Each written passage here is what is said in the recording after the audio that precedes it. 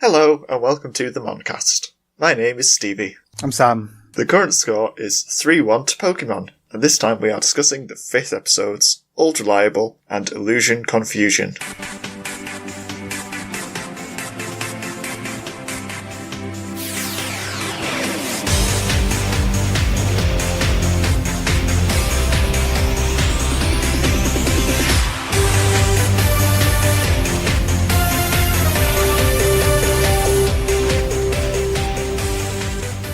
Let's start with Illusion Confusion.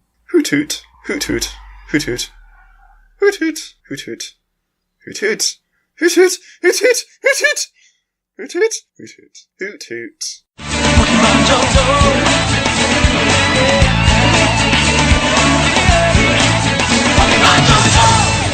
They're in a forest. I think you mentioned they've been in forests like 4 out of 5 episodes now or something like that. They've only been in forests. Were they in a forest in the first episode?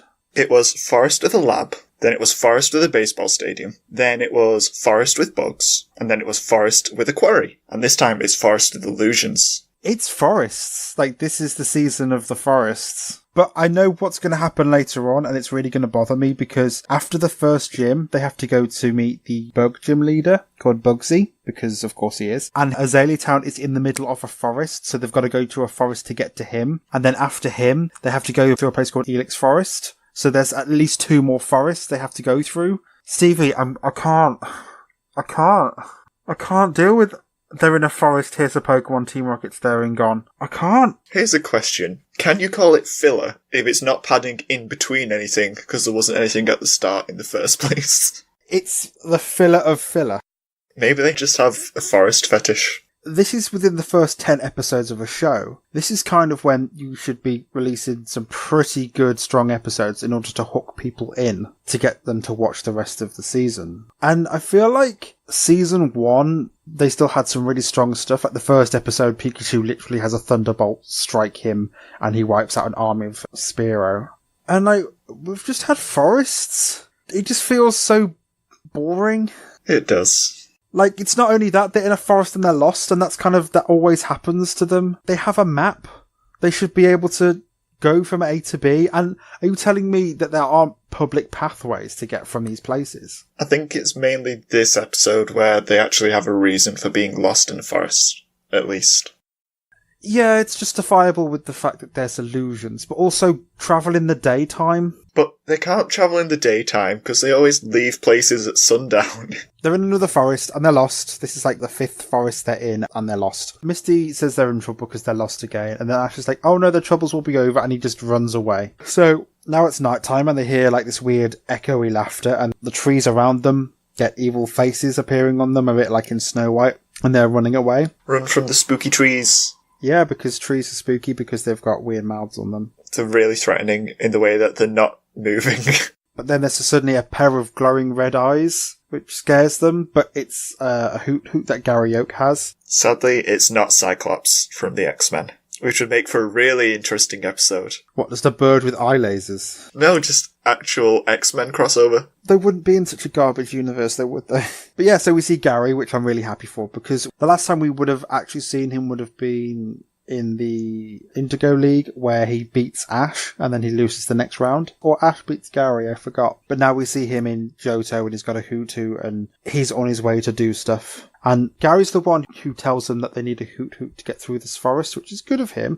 I've noticed he's less of a jerk to Ash. I think he may have garnered some respect for Ash, and like, he doesn't see him as just a silly person anymore. He's more like, for some reason, I don't know why, but I see Gary seeing Ash now as an actual legitimate trainer. He's still very boastful. He didn't seem as smug as he has been. Like, he didn't have that smirk on his face that he normally has. He doesn't call Ash a baby or anything. He literally just says, oh, you guys are here. You're going to need a Hoot-Hoot to get through this forest. No, he also says, I instantly assessed the situation and knew that I required a Hoot-Hoot, so I got myself a Hoot-Hoot. I was so busy capturing Pokemon. Stuff like that. That's not him being smug, though. He's just stating facts. It's better than later on when Ash says that thanks to him, everybody's okay, even though he's the one who puts everybody in danger in this episode. Well, that's not entirely fair. Just wait, we'll get to it. Gary then leaves because he's said his lines and doesn't want to be around Ash or anybody else because they're awful people. Because Gary is the best. He is. I really like Gary. I kind of want him to come back. Can he not be our protagonist, please? I would be okay with that. We'd actually get to see someone being an actual trainer. There's one bit I want to mention. Gary says that if they don't find Hoot Hoot, they'll be lost in the forest forever. But they're already lost in the forest forever anyway. Even if they get out of this forest, they'll find another forest to get lost in. That's kind of what they do now. You'll be lost in the forest forever. We're already lost in the forest forever. You know what they could do? They could get one of their flying Pokemon to fly straight up, and then they could look around. Climb on Charizard's back. No, that would require them getting to Violet City in half an episode as opposed to 6. It takes 5 seconds in the games. Ash and Co decide that they need a Hoot Hoot, and I like how Ash is a Pokemon trainer, quote unquote, and then Misty and Brock are gym leaders. The way that they're going to find a Hoot Hoot is by shouting its name in a forest. They're not going to be quiet and search for it like actual people would because they're wild animals. They're going to just be like, Hoot Hoot! Hoot Hoot! Hoot! Where are you, Hoot Hoot? I need you, Hoot Hoot! What accent was that? I don't know, that's me being very tired and very done with these people. If you were going to hunt for an owl, your best bet is probably to not shout its name constantly. We literally saw Ash in one of the first episodes sneaking up on a Pokemon to try and tactically catch it. But now he's just shouting their names as he runs along a forest. But somehow, for some reason, it works because it's a Hoot Hoot that appears in front of, Misty. That's her name.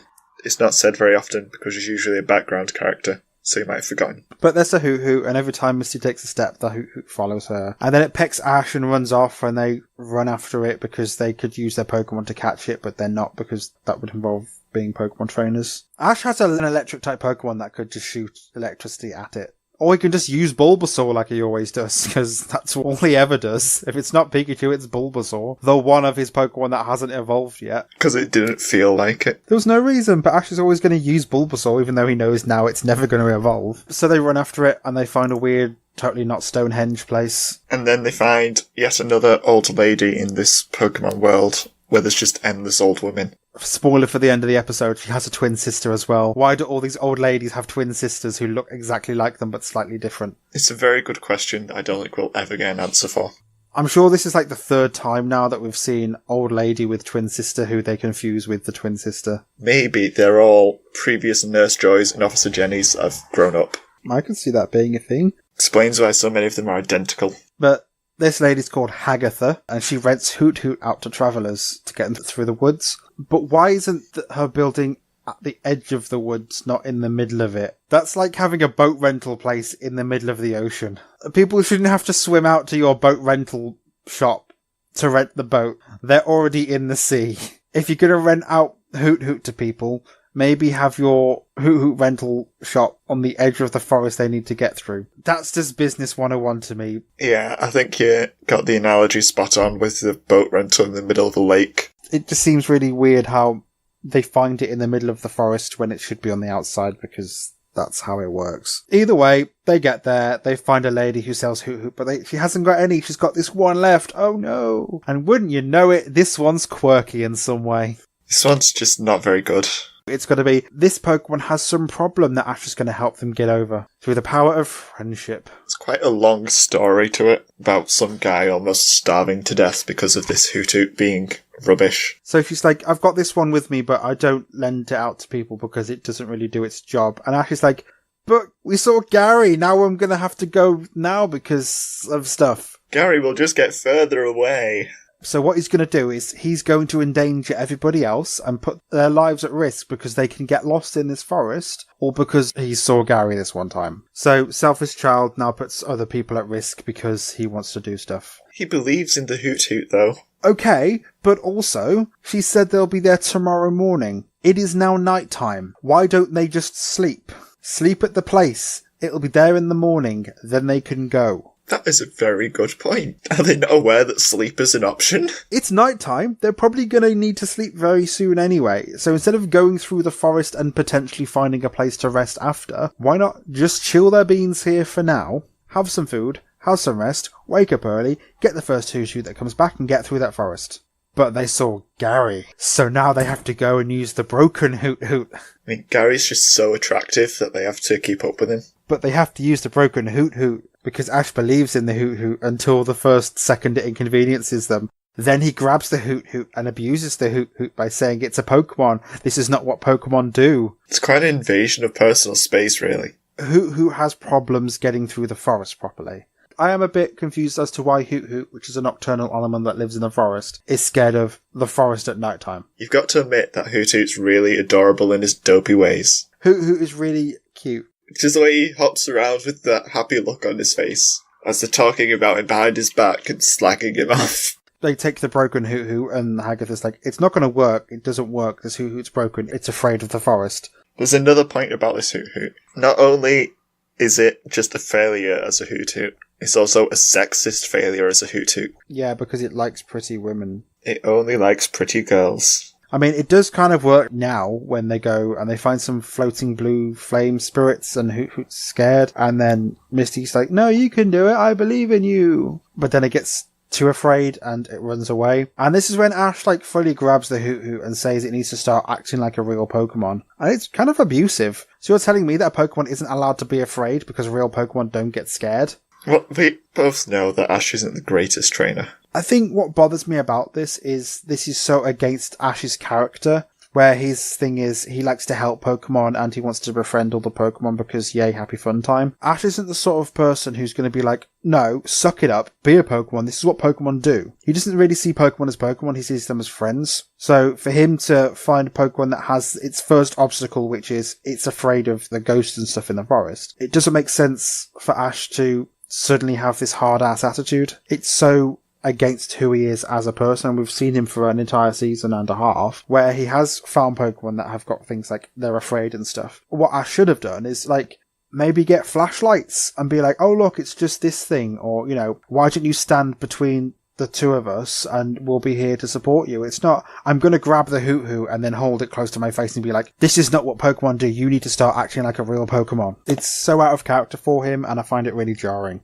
I feel like they were trying to do a whole good cop, bad cop thing with him and Misty, but he isn't usually a bad cop, so it doesn't fit him at all. Who he is as a person isn't this thing that they need to write him like for this one episode. Yeah, it's all very forceful. This feels really forced on him just to be this way. That's not how he deals with stuff. It's like he's getting frustrated at the Hoot Hoot before the Hoot Hoot's even done anything wrong. Yeah, even though he was told several times that this Hoot Hoot has problems. So Ash gets mad at it, and then during Ash getting mad at the Hoot Hoot, Team Rocket suddenly appear and take Pikachu with fishing rods. Not with fishing rods. They've got rope attached to fishing rods. It's magical rope. That wraps around him somehow. Yeah, it just sort of reaches over and ties itself around Pikachu on its own. It's very magical rope. Just what were they thinking when they animated that? Wait, it gets weirder. They escape on a boat on a rope in the trees.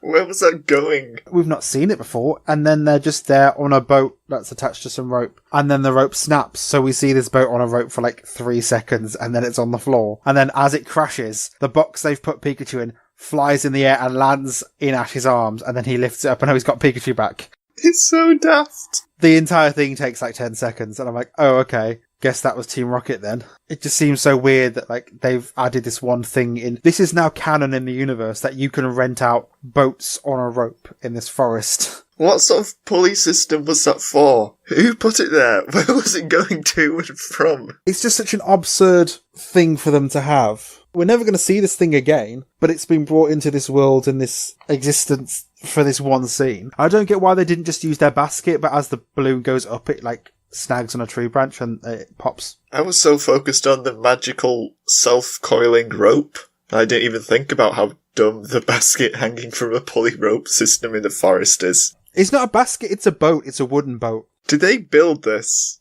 I think they buy it from somebody. I think Meowth mentions they buy it from somebody, but Jessie literally goes, I hope the rope doesn't snap.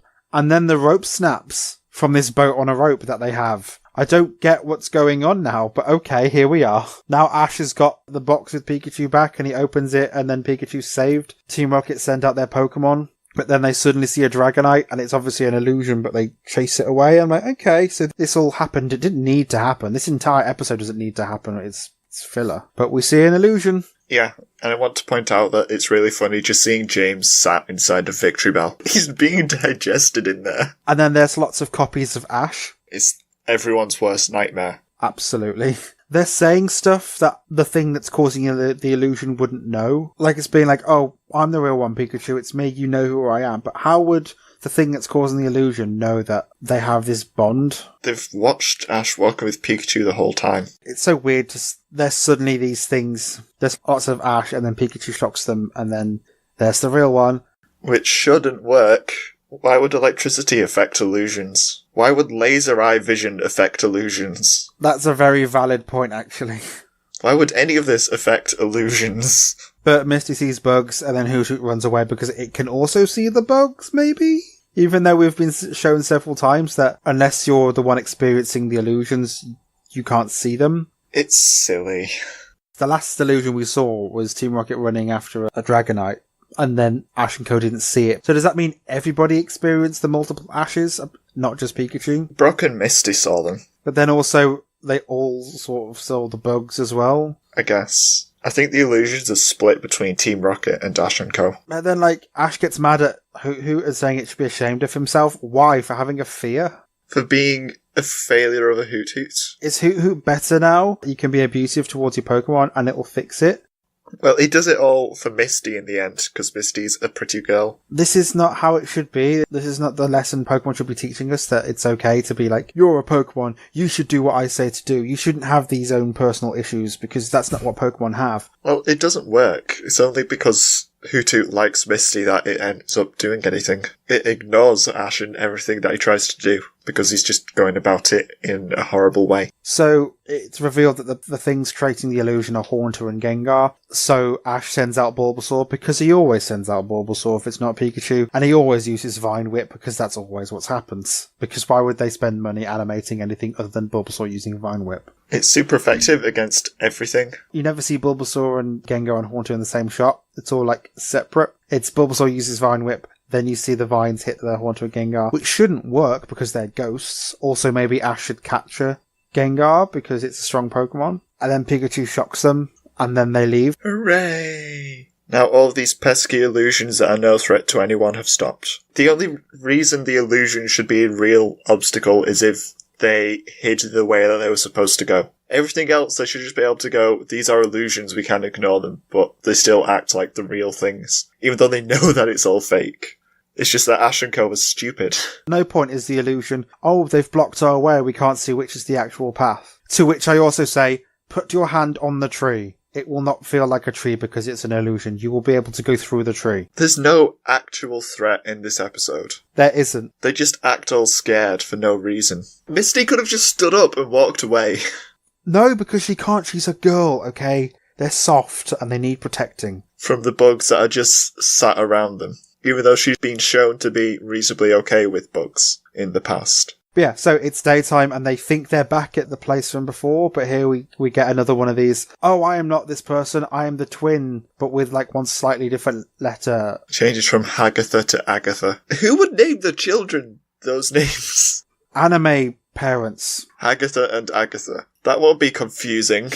They call Hagatha and then Ash says, it was tough, but thanks to me, it was all okay. And I'm like, no, Ash, thanks to you, everybody got put in danger. No, they didn't, because the illusions are completely safe. If they'd got lost in the forest, they would have, they could have starved to death. So that's the danger.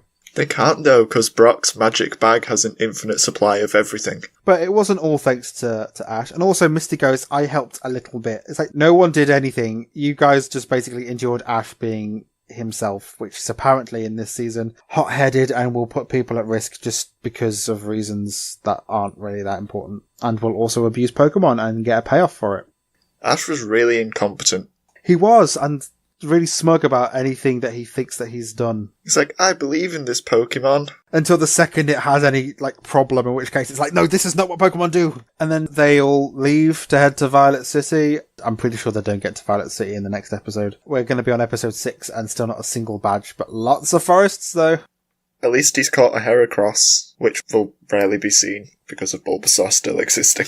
He'll just use Bulbasaur, it's fine. Bulbasaur can use Vine Whip. He used Heracross the episode after he caught Heracross. Yeah, but then he's now back to Bulbasaur, use Vine Whip. Great. And then the episode ends with Team Rocket sat on a beach, but it's not on a beach, it's an illusion because they're still in the forest. They got the ending from Rayman 2. They did. So, standout characters. I've got Gary because Gary was here. I'm inclined to agree. Gary was good. My specific note is Gary's here for 2 seconds and then Ash puts everyone's life at danger just because Gary was here minding his own business. Gary's the driving force behind this episode, and he was only in it for like a minute. They should have just gone with Gary.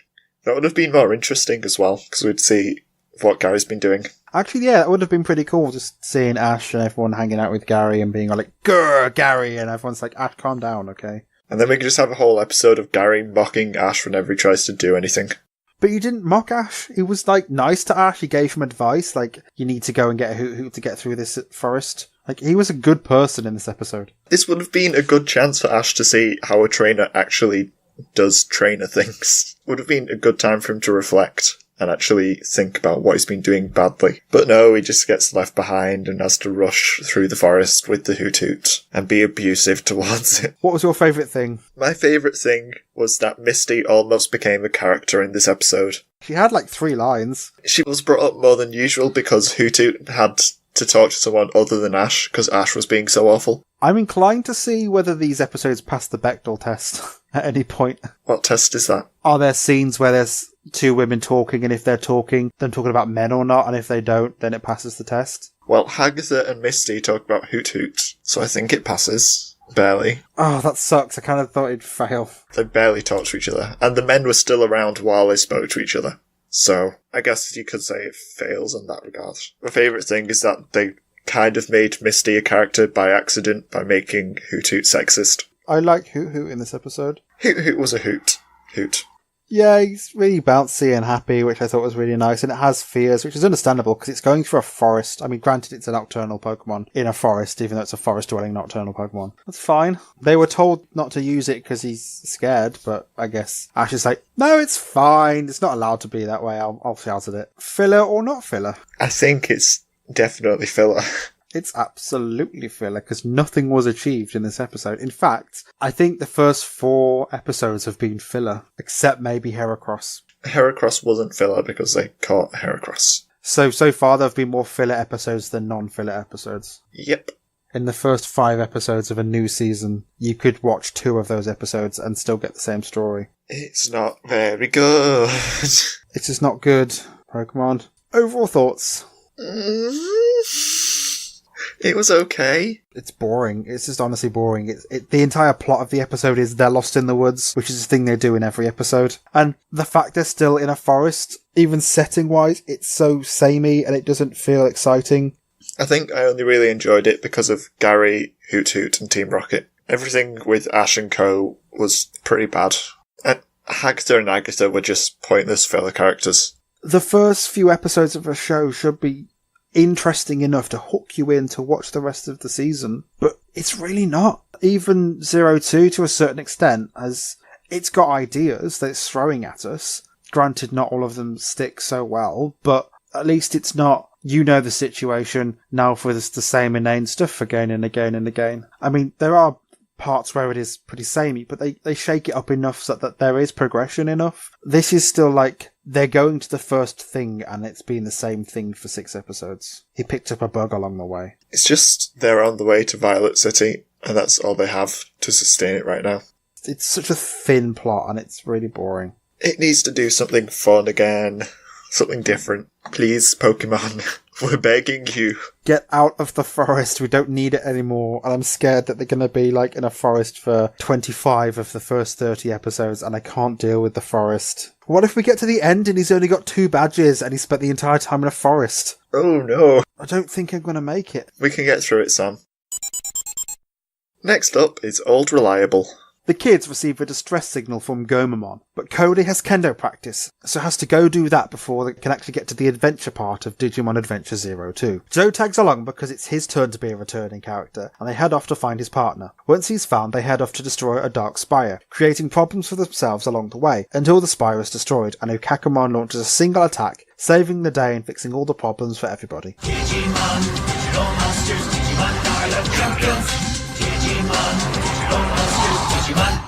So it introduces us with a scene where the Digimon Emperor is forcing people to do something. Yeah, there's some Gizamon, and they're kind of just there. They're not there to construct the spire, because the spire's already there. So, what is he trying to get them to do? I don't know. I think one of them moves forward once and then falls down and then he just whips it. You must keep walking.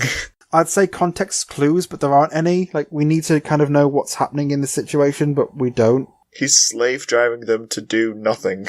He's not doing anything in the area, because the spire's already up. But Gomamon objects to the Digimon Emperor whipping this Gizamon, because he shouldn't do it, because they all need a break from whatever it is that they're doing. Also, later on, he's still there at the site, casually, even though he doesn't need to be there. Yeah, what does the Digimon Emperor do? Once he's put the spire down, what does he do? Goes and puts a spire down elsewhere. But he just hangs around, whipping the Digimon to do nothing. He's around here for this episode because he needs to be in it for there to be an opponent. Otherwise, they can just have a jolly fun time. Yeah. Also, this made me think of something, which I've never really questioned before, which is that we never see wild variations of any of the kids' Digimon. Nope. Because that means we'd be confusing them. We just take for granted that if there's a Gomamon, it is the Gomamon that we know. What if there's two Gomamon, and this Gomamon died, and the other one's Joe's Gomamon? There could be multiple Gomamons. Yeah, so, like, the Emperor's there for some vague reason, and he's attacking these Gizamon for some vague reason, and then Gomamon stops him, and then Gomamon gets attacked, and then he puts dark rings around the Gizamon, and then everybody leaves suddenly. Like, he could just take control of Gomamon, he's right there. No. He possessed every other Digimon in the area, but this Gomamon, I guess, can just sort of stay there. He doesn't possess Digimon, he controls them.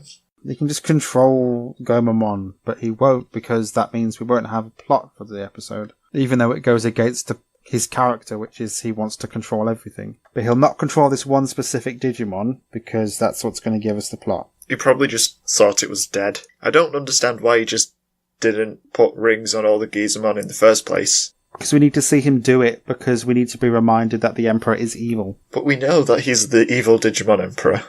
It was said in the first line of the first episode. Okay, so Gomamon crawls away and calls out to Joe, which apparently is how they get the Digivices to start beeping. Well, it worked in the first episode with Agumon. Agumon just called out for Tai. So Joe's talking to a group of kids about stuff, like tests, and then his Digivice beeps loudly, so he runs to go and do stuff. Is this where he says, I just remembered I forgot to remember something? Yes. It's such a good line. But he runs off because he needs to go and do something, but the next time we see him, he's got bags of shopping, which means that he's running to go and do something, but then he realises that he needs stuff, so just imagine him running around like a shop, throwing stuff into a bag because he needs stuff just in case. Oh, that's fun. Like Digivice fully beeping as he's just running along, just grabbing heat packs and throwing them into his trolley. He's at the checkout, scanning stuff, it's still beeping, he's like, it's okay, it's fine, go do some stuff. Classic Joe. So once Joe runs away, it cuts to Cody walking down some stairs as the school bell rings, and Davis appears at the top of the stairs and he calls out to Cody, asking where he's going. Cody says he has to go to kendo practice, and Davis reminds him that the digital world's in danger, and Cody says his grandfather's the instructor and he'd get mad if he's late, and then Cody leaves. And I think that's the problem I have with Cody. Like, he seems so disinterested in what's going on. Like, at no point has he seemed even remotely excited by the situation. I can vaguely picture him saying at one point, I want to go to the digital world, but with probably less enthusiasm than that. Yeah. He never sounds like he actually wants to go. Like, if he said to Davis, I really want to go, but I've got other commitments that I can't drop right now, I could understand, but it's the way it's just like, my grandfather's the instructor and he'll get mad at me if I don't go. Bye. I get they're trying to create a reserved character. There's a difference between being reserved and being dead.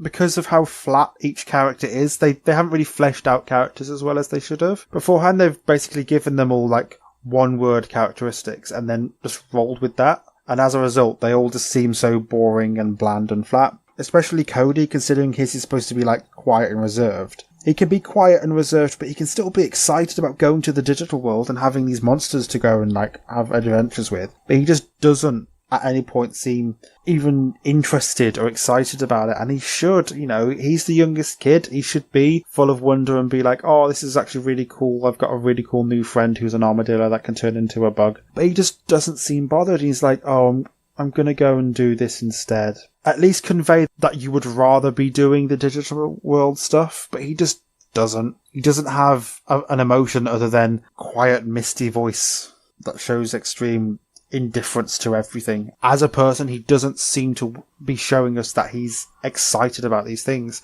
He doesn't seem interested or bothered. And for a show that's supposed to make us excited about the digital world, he's the only one who doesn't seem excited about it, and that really grates with me. Even Davis, I know he's kind of an awful person, but at least he's so hype about going. Even Yoli's hype about going.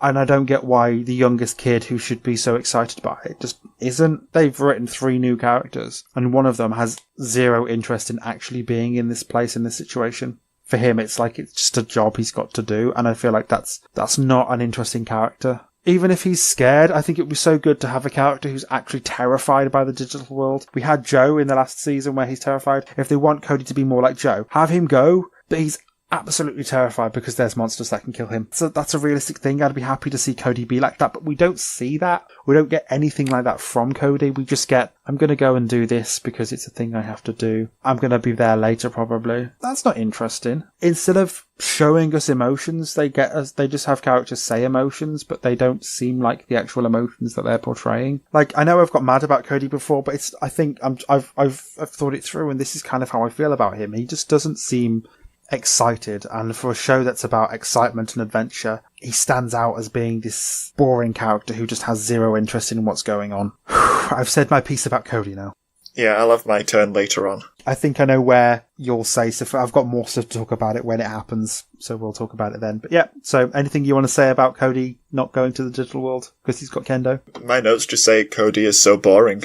But I like the dynamic. It's one of the things they should explore in this. And I know they explore it in Tamers a bit more, but they have real world commitments. And I find it interesting that Cody is such a person who's got these after school activities, and they should really focus on that more. One of the only similarities they really have is Joe's got real world commitments that he wants to try and get to, but he can't do it because the digital world should take some sort of more important, or is it precedent over what they're doing? But you know, explore that. Explore Cody being like, I really want to go and do this stuff, but I've got to stay and do the things that I've already got planned in my life, and weighing those things up. But we don't get that. We just get this disinterested, boring character who I find really frustrating. Like, I know we have the little who's worse, Ash or Davis, but for me, if you take away he's constantly hitting on Kari, he's just a hyper boy who wants to have fun in this fun world. But speaking of Kari appears and Davis says how he wants to go after the digital world and how they should go together alone, but Kari basically just ignores him. Like, at no point does Kari say, look, we're not together, we're not a couple, so please stop being like this. One thing that I've noticed is that they seem to really emphasize the words digital world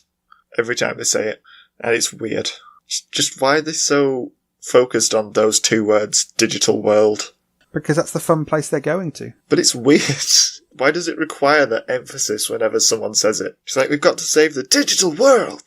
I don't understand why they have to focus on that so much. It's just a weird thing that the voice actors seem to have a habit of doing.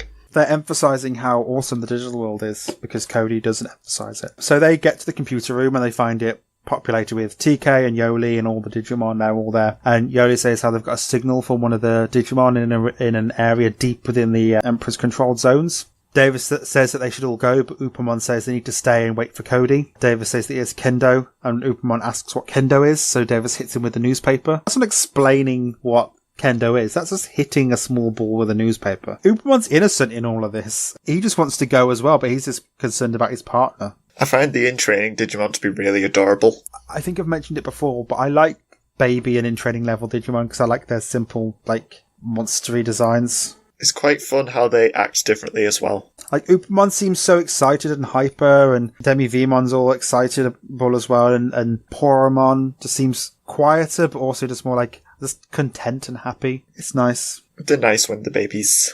So, yeah, after that we get Cody doing kendo practice, and by that I mean we see a shot of Cody breathing heavily, and then the world goes dark around him, and we see, like, just a still image of Upamon, and then Cody takes a step and then gets hit over the head with a kendo sword, and then it cuts to a shot of the kendo clothes on the floor, and that's, like, them taking a break. That's not us watching him do kendo, that's just a few still images. Well, that's all they needed to show what they wanted to show, which is that Cody's thinking about the digital world right now. So they're taking a break, and then we meet Cody's grandfather, and can I just say, I really like his grandfather. I want him to replace Cody. Yeah, he's really funny and he's like really cheery and stuff. Just how did Cody happen?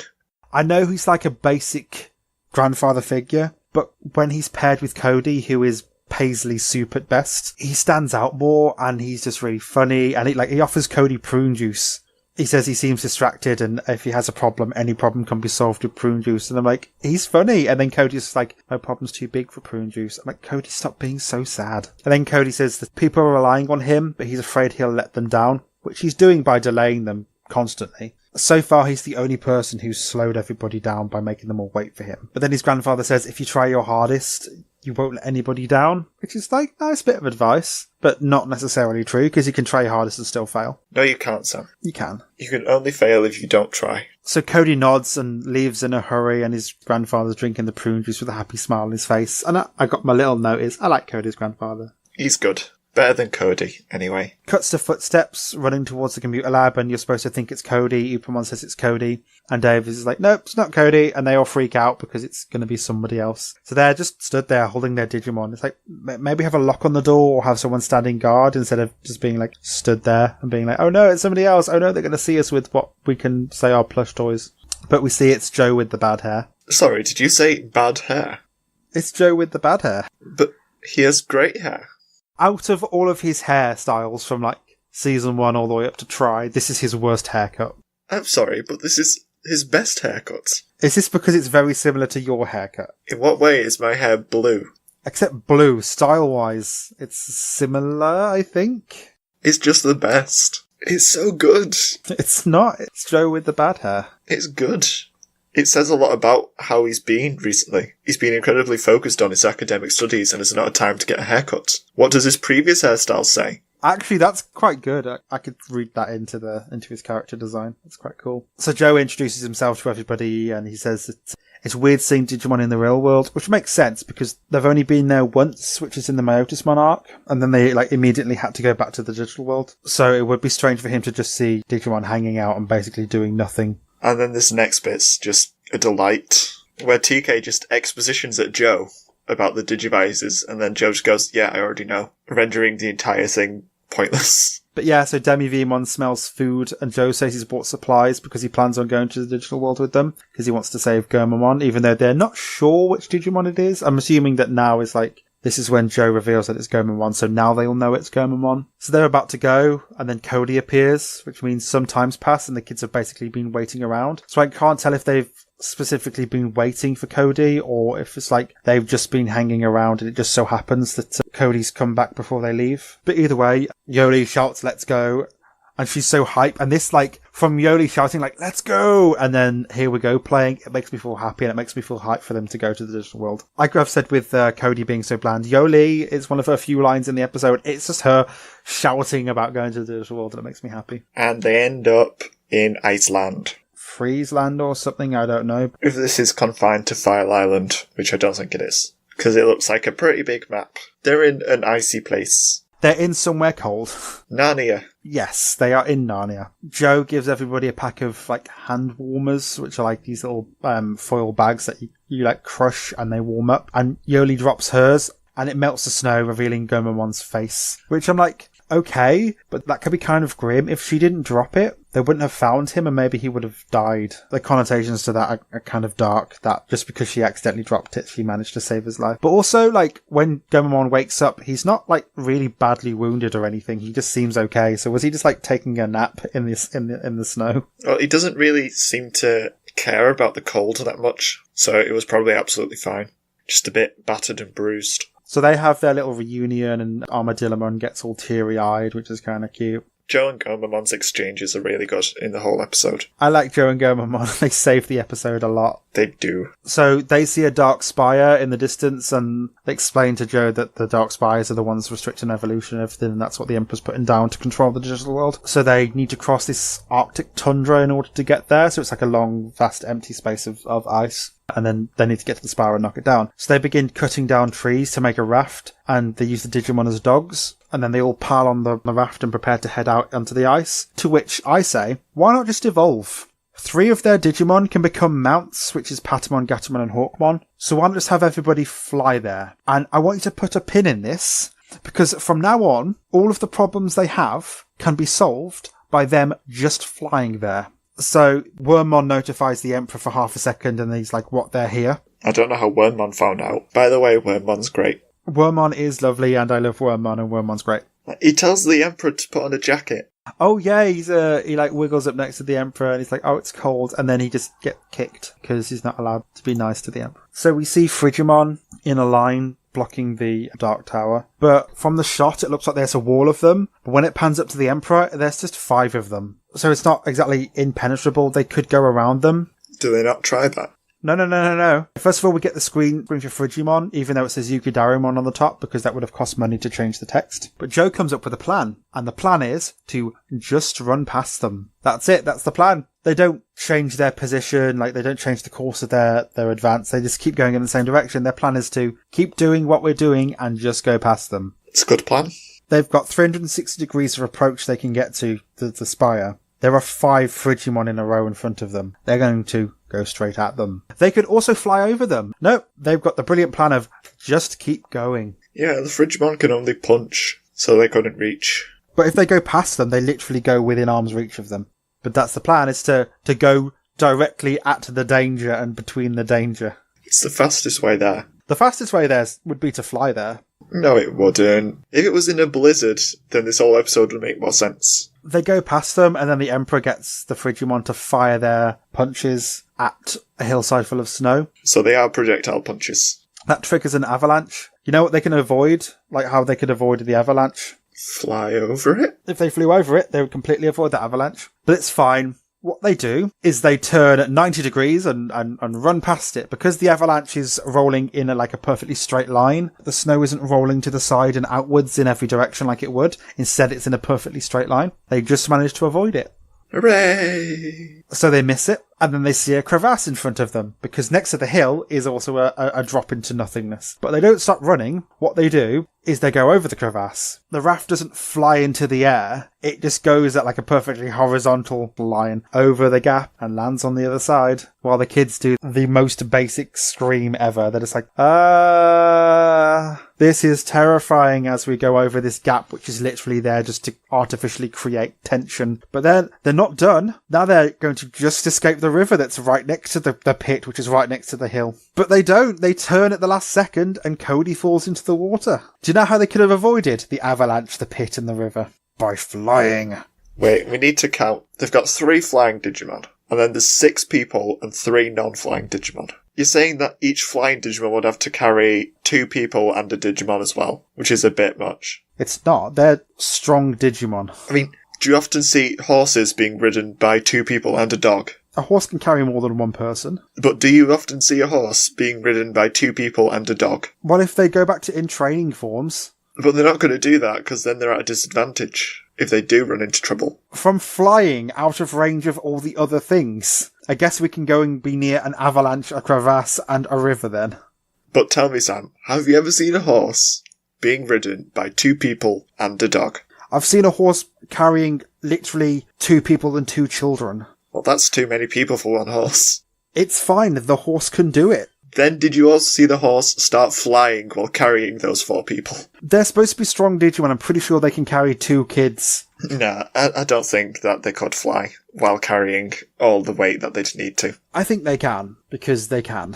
If it happens later in the series, that's fair enough. But until then... I'm pretty sure it does happen later on in the series, actually. Well, we'll see, won't we? If they ever carry 2 kids and a Digimon at the same time. But we can also avoid all of this argument, because later on, other stuff happens, which we'll get to. So, yeah. So they turn at the last second and Cody flies off the raft straight into the river, and then Gomamon jumps down after him. And then instead of seeing them rescue Cody, which would be an exciting thing to watch, but we can't have too much excitement because we've literally just had a hill, a crevasse and a river. It cuts to a flame because we're not allowed to see Cody get saved. Instead it's just Cody by a flame shivering, and then Joe gives him herbal tea, which is 10% herbal and 90% tea, which implies they're 2 separate things. I wonder what herbs he's added to this tea. Maybe something to make him sleep, because he's just so dull. So TK decides that they need to leave Cody in the cave to recover, but his clothes are dry now, and he seems fine. All he did was get a bit wet. There's no reason why they couldn't bring him along. He shivers a bit. Okay. If he shivers too hard, he might break the ice and they'll all fall in and die. But doesn't this seem like an arbitrary handicap to give themselves? That they should stay here for no reason? It's not for no reason. They need to stay there so that Cody and Joe can bond because they are the same person. They need to stay there so that they get attacked by the Emperor. That's the only reason they stay there. So whilst they're in the cave, they have a heart-to-heart where Joe says that they stay behind for a reason. Okay, but why? There is no reason for them to stay. It was because Cody had hypothermia and was a liability. But he wasn't, though. Like, his clothes were dry. He didn't look like he was dripping wet or anything. He was fine. He was shivering, Sam. You only shiver if you have hypothermia. I feel like it's just an arbitrary reason they left him there. It's because he's 8 and they don't want him hanging around. They hear a noise and they leave the cave and they see the Emperor with Shelmon. So Joe says that they need to buy the others time to destroy the Spire. So they get Gomamon to go and fight Shelmon. Gomamon, the Digimon that doesn't have actual attacks, as opposed to Armadillomon, who can evolve. Like, why are they sending out the weakest one of the two to go and fight Shelmon? Because Gomamon has more comedic value. Yes, he does. Also, I need to call out the Emperor on something. Because he says that Shelmon's attack is strong enough to demolish rock. But as shown in the second episode of Season 1, it clearly is not. If it could destroy rock, imagine if it hit the kids, it would just destroy them. They'd be torn apart. So unless that Shelmon in the first season was going gentle on them, the Emperor's just wrong. So Vemon evolves to destroy the Spire because it cuts to them for a second just so we can watch Vemon evolve. And this bit's really just bad. It's just there for no reason other than we need to watch an evolution. And then we get Cody evolving Armadillomon. What I don't like about the bit with Davis and the other three is that they have Flamedramon on his own taking on an army of Frigimon, while the other three deal with one Spire. Yeah, because that's how it works. But why? Because they have to create tension, and it can't be as simple as everybody attack now. It's got to be, it's 1 against 5 of them, how will who survive? Honestly, the kids in this episode create their own problems. The Emperor's just kind of there. Why did they need 3 for the Spire? I don't get why they couldn't have just had them all go together and fight, because it would have been so much easier, as opposed to now we just have these two fighting over here for some reason. Then Cody runs up to Shelmon and tells him to leave Digimon alone. Ah, Cody. Cody puts himself into immediate and severe danger. What are you gonna do? You've literally thrown yourself into actual danger. But Shelmon was being a meanie. Because they need to put tension in this boring episode. Once again, the child has made the problem for himself. The child doth put himself in danger too much. To be fair, I quite like the imagery of like when Digimon protects him and he like jumps in the way and like slide on the floor a bit. He looks terrified, which I quite like. Like the image looks quite good, but the fact that he put himself in that danger bothers me. Cody wouldn't do that. Cody wouldn't run up and just shout, leave Digimon alone. No, he's a bit stupid. And then somehow, from him saving Cody, Shelmon stands still long enough for Digimon to stand up and then destroy the Dark Ring. And then we also get a Beedramon appearing and dragging Digimon into the water, because now they're suddenly next to a river. But even then, like, why not just have a Beedramon at the start? Why have Shelmon if you're going to drag him into the water? Well, who's Gomamon going to tell jokes to, if not Shelmon? I don't know. So it cuts to the other kids and they come up with a plan to fly over and attack the Spire. They hit it 3 times and it falls down. That's it. 3 hits. That's all it took. They could have done this 20 minutes ago, which would have saved them going near the avalanche, the crevasse, the river, Cody falling into the river and being left by himself, and then the Emperor appearing in front of Cody and Cody standing up in front of Shelmon and Digimon saving Cody. All of that could have stopped if they have just stayed with Gomamon. The 3 kids with flying Digimon flew over there and attacked it 3 times. Those 3 could have gone off on their own and done it. I mean, even if you want to say that maybe they're too heavy, I don't know. 2 of the Digimon could have carried Davis as well, and then 1 of them could have carried Vemon if they were just strong enough to carry them, so that they could have had Flamedramon fight the Frigimon if they absolutely had to. But this entire episode, all the tension in this episode is because they decided to not fly over at the Spire until the last second. It is just a bit stupid. It's a very big oversight. So Joe says that they destroyed the Spire and Gomamon can evolve now. And then the Emperor says, what? And then Wormmon just repeats what Joe says, and I find that really funny. Yeah, the Emperor is wrong when he says that what is a figure of speech. What just means what. So then... Well, let's kick it up, please, doesn't it? Yeah, it does, as Ikakamon jumps into the water and does 2 attacks. I barely watched the fights. Ikakamon jumps into the water, hits a Beedramon, and then they're out of the water. The fights are so fast, if I'm not looking at the screen, I just miss them entirely. It all happens in like 3 seconds, and then they're all stood around in the snow, and then I guess the day is saved. Like the Emperor, what, did he just leave? Apparently. They never freed the Gizamon or anything. They just destroyed the spire. It just felt so, like, inconsequential. They were just, oh, here's Digimon. Oh, and it's freed. Here's another one. Oh, it's freed. Okay. And then he just left, I guess. And then all the kids and everyone are about to leave when, yet again, Cody has to, like, stall everybody for some inane reason. What does Cody have to do? Finish their introduction. Even though they've had the entire time that they were building the raft, they had all the time in the cave. Once again, Cody is delaying them for absolutely no reason. And then Kari says that Cody reminds her of Joe, always honest and sticks to the rules. I'm like, Joe doesn't do that, though. Joe isn't really honest. He kind of keeps to himself and doesn't express his feelings. And he doesn't really stick to the rules. That episode where he literally jumps off a mountain onto a flying horse, or like he lies to TK's mum about saying that they have woodworking class together. He's not always honest and sticks to the rules. He's more like a prepper who plans for the worst case scenario. He's not like I'm always honest and sticks to the rules. And then TK says that he reminds him of Izzy, full of curiosity. How? Tell me how he's curious. He's so disinterested in everything. He's not amazed by the digital world like everybody else is. It's just a thing he has to do now. He hasn't asked a single question. He's just like, I'm here now. I'm gonna hinder you because this is what I do. I'm so like Izzy. Cody makes me sad. Cody makes me sad because he's not like any of the other people and he's boring, and then he just drags attention from everybody else. Honestly, that bit there where Kari and TK are just saying that Cody's like Izzy and Joe put together, it made me angry because he's nothing like either of those characters. He's been incredibly unreliable. He's turned up late twice. He's not even wanted to go one time. He's not shown any curiosity whatsoever. He's barely asked any questions or tried to do anything. What they've tried to do is, instead of giving us developed characters, they've just taken bits and pieces from characters we already know and have followed and grown to like. Just put them together a bit badly into new people and just said, look at them. They are like those people you like. Do you like them as well? Like it's some sort of shortcut to making a character that we're going to enjoy watching. But it doesn't work because we don't know anything about them. We know about Joe and we know about Izzy. But what do we know about Cody? He can't go until he finishes a tomato. It's just boring and bland because they've just not made a character for Cody. They've just pointed at Joe and Izzy. That's all he is. He's a big pointer. He's a sign that points at someone else and says, look at them. I'm like them. Love me, please. But even like when we met Izzy and he goes into the digital world, he's like got his laptop out. He's being like, oh, this is fascinating. What's this thing? This is really cool.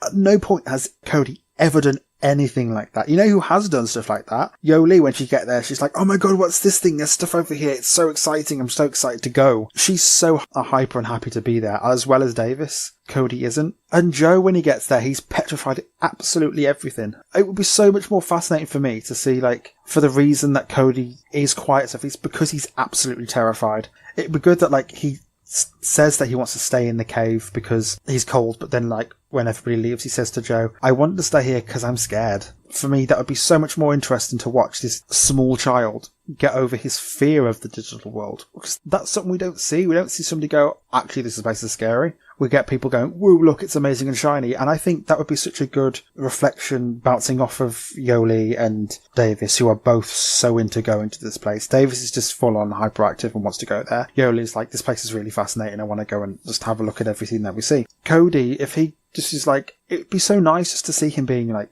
quieter and stuff, and he's that way because he's scared. That would be really good, and you wouldn't have to change his character that much. You would literally have to have a couple scenes where he's like, I keep creating these obstacles for myself because I'm scared. He's not scared, he just runs up to Digimon like an idiot and says, stop picking on my Digimon. It would be a unique thing that they haven't had, really. Joe didn't have a choice, he was just in this world. That was more of like a shock and fear. With Cody, it should be more like he's just intellectually scared. Like he's like, he understands the world that they're going to, but the fact they have to go there is scary for him. So that's where the reliability element could come in. Like they're relying on him, so he's got to step up and be reliable, which means he has to get over the fear that he has of being in this world. And maybe once he becomes more comfortable with this world, even though it's scary, he can start being like, okay, well, what's this then? And then that's where he gets curiosity, but he hasn't got curiosity. He's not honest and reliable or anything like that. He's the one person who's let them down so much. Out of all the people, he has been the least reliable and the least curious about anything. My main problem is that I think they're trying to have the cake and eat it too, because they're trying to move away from the previous characters from last season, because they've already had most of their development, and there's not much left to do with them. But then they also don't want to just fully cut them off, because there'll be lots of people that will be upset by that, because they like those characters. They're trying to keep them in and also kick them out and replace them with these new kids, and they're just not doing it well. These new kids aren't good.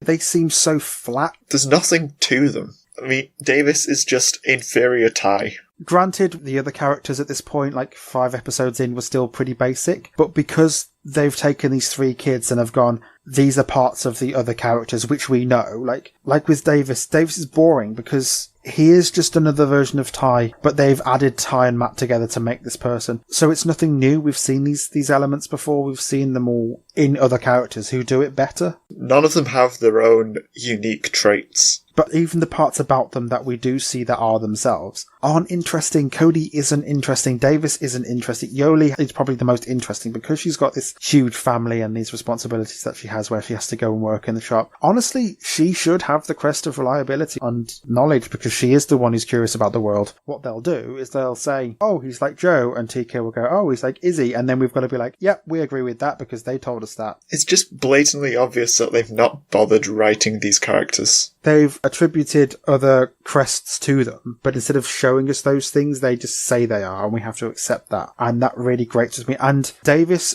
kind of matches them with like courage, but that's like dumb courage and friendship because he just likes having friends. Yoli kind of can be like love and sincerity. You can kind of mash them into it because like she is kind of honest and open, but it's love, but that's kind of vague because she loves her partner and everything because they're Digimon. Cody's is the one that is so against what he's been given, and it really stands out. It's creating this wall that makes O2 kind of hard to access because it relies on you not only knowing the previous season's characters, which we do, but also being like, here are those traits from other characters in these new people, and now you have to like them as much as you like the other people. And that's asking a lot for the audience, and especially characters who are fundamentally boring and not as well fleshed out. It's such a big leap for people to accept, and then you have that mixed in with really good concepts like a human villain and stuff. There are some really good bits, and then there are some really bad bits in there, and it's kind of a bit of a mess. Anyway, standout characters. Joe, I quite like how Joe's accepts the digital world for what it is, and now he just seems so much more mature, and he seems really like prepared for everything, and he seems really cool. And his hair is way better. Yes, if you agree with that. Yeah, Joe stood out for me as well. He's just like a dad for everybody, you know. He's like, here's some heat packs for everybody so you don't get cold. And it's like, Joe, look at you being all prepared and nice and caring about people. And I liked his jokes. Yes. He had some of the best jokes, apart from the cholesterol one about the egg, because that was just bad. Favourite thing? The in-training Digimon, I would have to say. I just find them really adorable. Like, I've got Gomamon and you've got in-training Digimon, but I think the reasons are the same, which is where they're quite bright and bubbly. Just nice characters, and they bring a certain joy to the episode. They're just fun and cute. Which is what we want in our little Digimon. They're simple, it's hard to mess them up. Filler or not filler? Filler, I mean, we see Joe again, but it's just another one of these older kid turns up for an episode, and then we defeat a Dark Spire. And then we also get told how, oh look, this new kid is like this old kid. For no reason. Like, they have a habit of saying X is like Y, but instead of showing us that, they just tell us that, and then we have to accept it. He reminds me of Izzy because he's short. That's like the only real similarity I can think of. Overall thoughts. The problems in these episodes were created by themselves and by them not planning something. They have a clear solution and something they could do which would solve so much of the problem. They do it later on in the episode as well, which I feel is detrimental. Like, if they hadn't had the Digimon flying over but still destroying the spire, it wouldn't be as bad because we're not given a solution that they could have used sooner. But I feel like it's just not good story writing to have you essentially come up with all the problems yourself. And especially Cody running out in front of Shellmon. I know he's got like bad characterization, but that still seems like so against everything that he stands for. And then, like I said, with the avalanche and then the crevasse and then the river, they felt so forced together just to create 3 terrifying things they've got to get over just to keep tension going, and they just do write things in to add this artificial level of tension which doesn't need to be there. I think it's just poorly written. I think if it weren't for Joe and Gomamon being in this episode and the in-training Digimon, it would just be entirely bad. I totally agree. The previous Digidestined are the crutch that this series is leaning on right now, but it's not a very strong crutch. Anything else, or are you ready to move on? I didn't hate the episode. It's just Cody's so boring.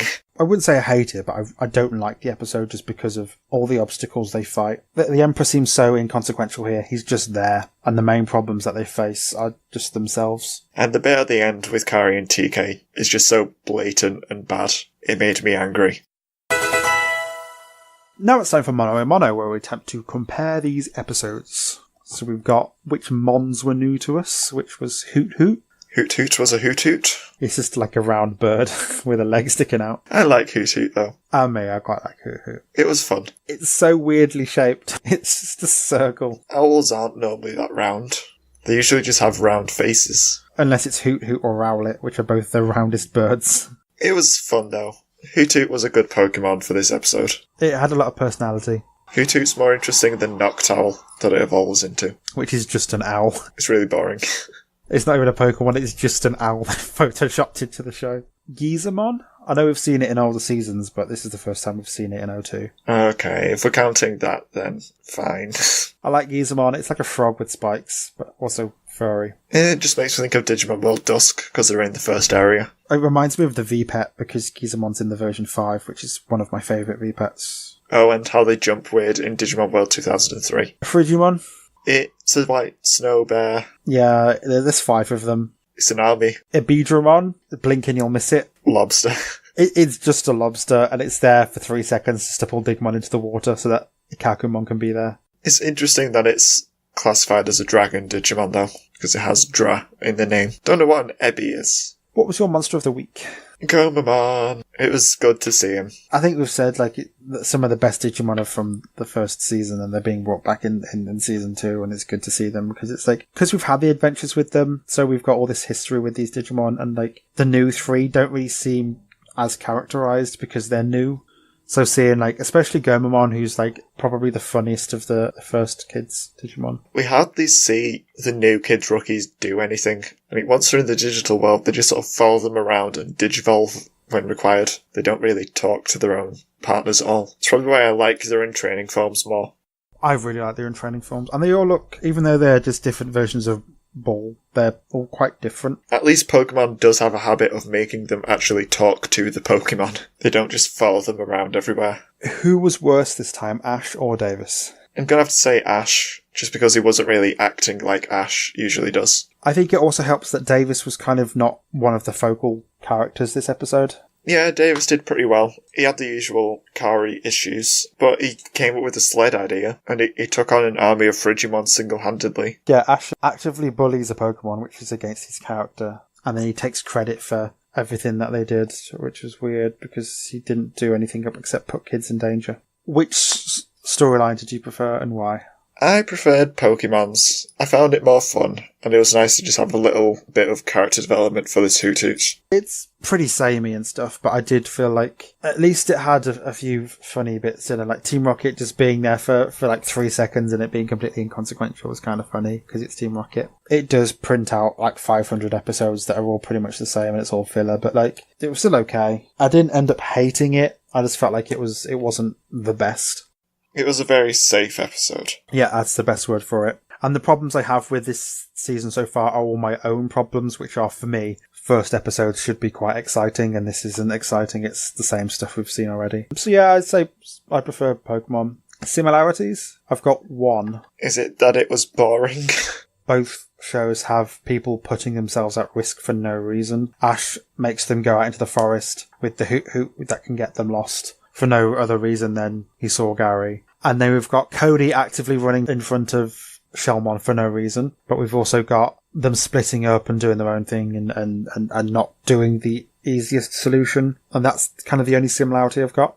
People just make bad decisions in these episodes. Differences? I think that Pokemon has a much more clear focus on the Pokemon, whereas Digimon has a much more clear focus on the characters rather than the Digimon. Yeah, Pokemon, it's look at this Hoot Hoot and wave the Hoot Hoot around for an episode. With this, even the newer Digimon we get to see, they're kind of there for half a second just to be a thing that attacks. Like, we see Abedramon and Shellmon and Frigimon, and they're kind of there for 3 seconds just to launch an attack at them. Whilst in Pokemon, it was all about this Hoot Hoot and why you need a Hoot Hoot to get through this forest. Digimon's kids right now just aren't doing anything interesting. What have TK and Kari done?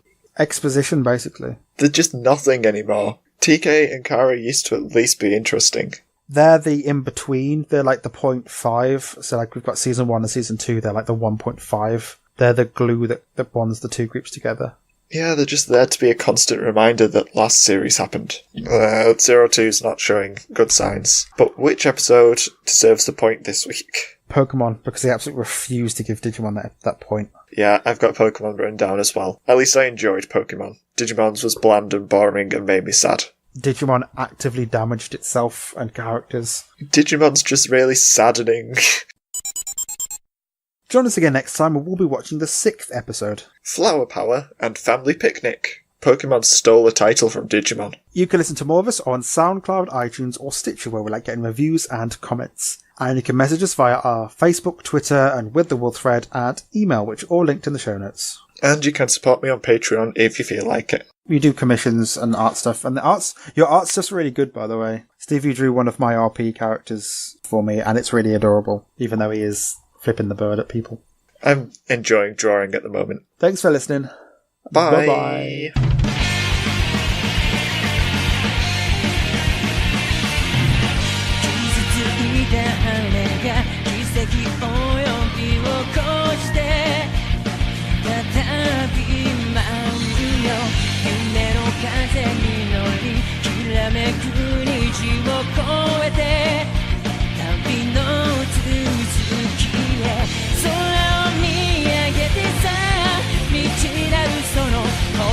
開け未来へいざスカイ感じたままに信じた With my soul どこまでも行くよ導け With the sky みんなを連れて信じた With my soul 未来に舞い上がる